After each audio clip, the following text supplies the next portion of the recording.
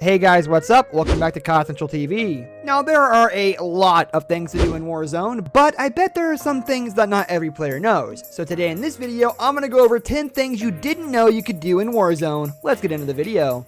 Number 10, get kills while parachuting. A staple of the genre, all players start a match by parachuting out of a plane, giving one the opportunity to either drop into a hot zone or a more peaceful area. One way this drop differs from the other games, however, is the ability to shoot while falling. If one cuts their parachute, they unholster their gun and can pop off several rounds and redeploy the parachute afterward.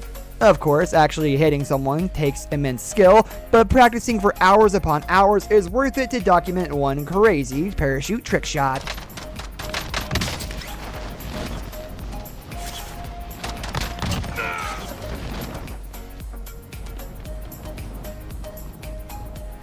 Number 9, throwing rocks in the gulag. While waiting in the gulag, players can engage in fisticuffs with other opponents in the queue. They can even throw rocks at each other. Some players have already discovered the ability to turn the rocks onto the people in the arena. If one of the players down below is hit with a stone, they take 1 damage. While a negligible amount, it still helps ramp up the tension of the already intense firefights. Here we go. You're up next, mate. Get ready.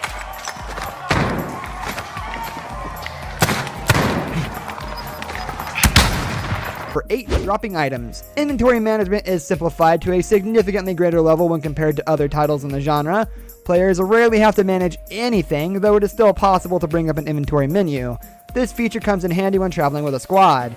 If one player is low on armor or ammunition, a teammate can easily drop some supplies for them, assuming anyone has a surplus.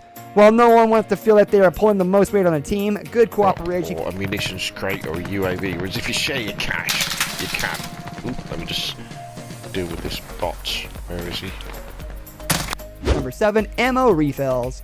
Ammo is a valuable commodity in Verdansk, and it's surprisingly easy to use it all up in a few seconds during a gunfight. This is why knowing about ammo caches is a must.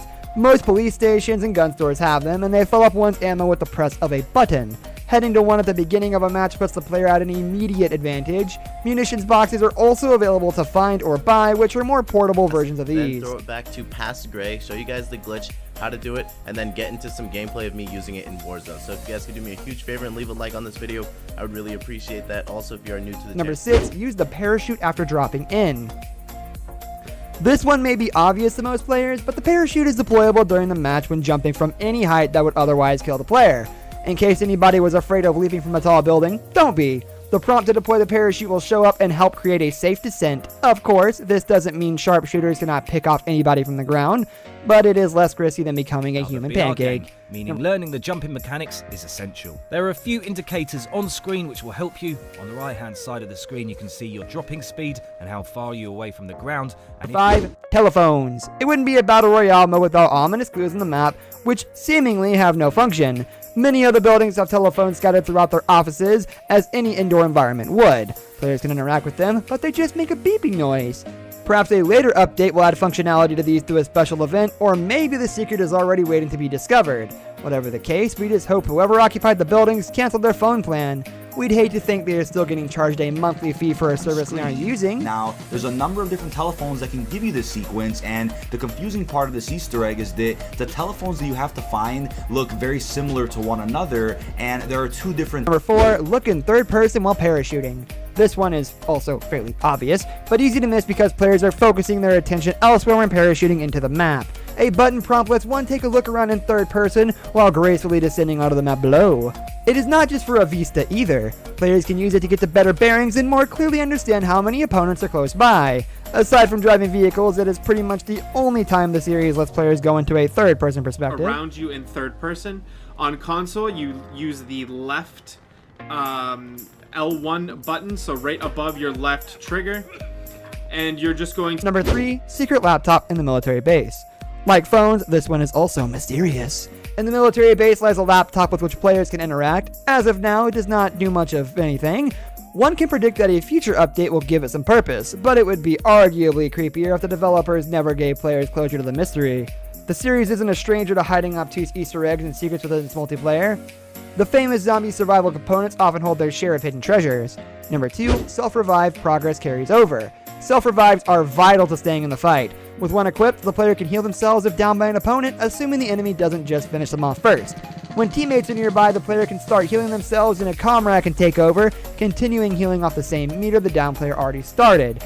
A technique like this is invaluable for hectic The firefights. only way for this to actually work is if you have teammates in your vicinity that can actually, you know, like be next to you at any given moment type thing. So, with that being said, I want you... Number 1, executions. As if dying isn't bad enough in multiplayer, imagine falling to an enemy who sneaks up from behind. Not only is it humiliating to have let an opponent get so close, but the camera pans out and plays a special execution animation. It makes one want to close their eyes while their avatar is massacred.